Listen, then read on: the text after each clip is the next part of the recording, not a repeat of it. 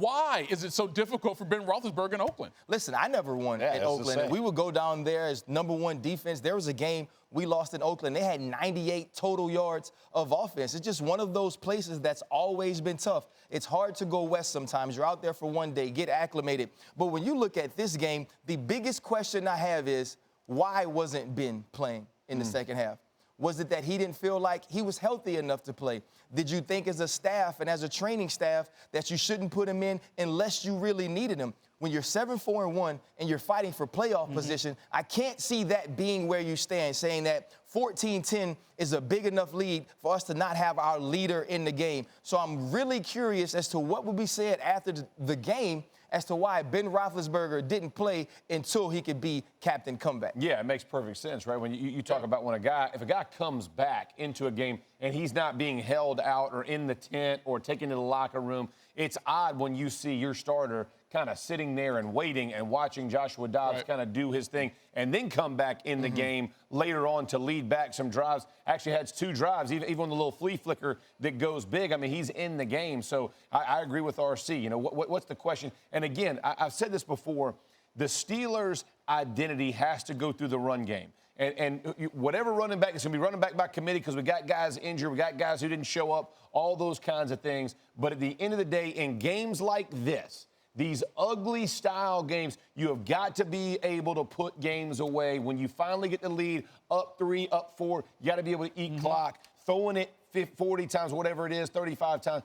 At some point, you got to find balance if you're the Steelers. As well, defensively, if Ben does come back in the game, for whatever reason he wasn't in, he comes back into the game, and he gets you the lead. He gets you the lead. Now you have to try to find a way to stop the Oakland Raiders, who haven't been an offensive juggernaut, who has struggled sometimes this year, and you let those guys drive down the field, score on 4th down. And so there were so many things that could have been done differently, but I still look at the fact that Ben Roethlisberger is sitting on the sideline with a hat. Now, if he never came back in the game, if Joshua Dobbs finishes this game and they lose, there are really no questions to be asked. Coming back in. But coming back in, and not only coming back in, playing well. Right. There was a pass he overthrew to Juju Smith-Schuster that should have been a touchdown, and it was a cannon. So you can see he wasn't affected from that standpoint. So I'm just really curious as to why he wasn't in and how I would feel if I was a part of that locker room right now. Well, let's talk about that unit you were a part of, the defensive side of the ball, because this goes back to last week, too.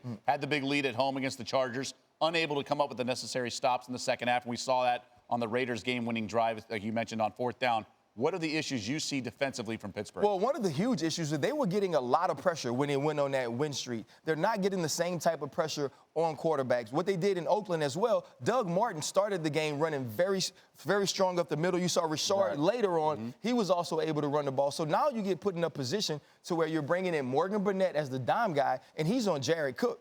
And frankly, Jared Cook was cooking him, right? So he was winning there. Jordy Nelson won on the outside some. And when you look at this secondary, outside of Joe Hayden, you don't really have experience at the position. You don't have guys that have been there and done that. And we've seen that inexperience, that lack of cohesiveness show up in the secondary the last 2 weeks when they've had leads. And that is the reason they haven't been able to hold them, because you can't stop the pass.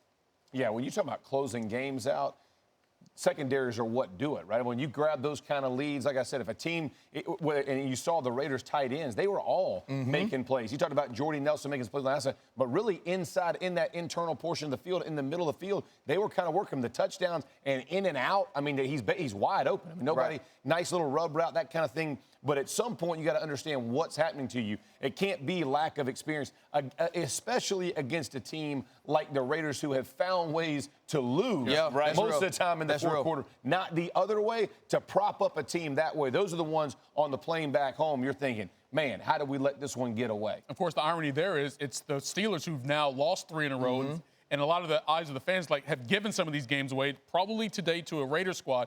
7-2. One start for Pittsburgh. Now they've lost 3 in a row. And look at this team against the AFC West. They better be thanking God they're not playing in that division, right? You lost to all of them. Everybody in the West is better than you. If you were in the AFC West, the Pittsburgh Steelers would be the 5th best team.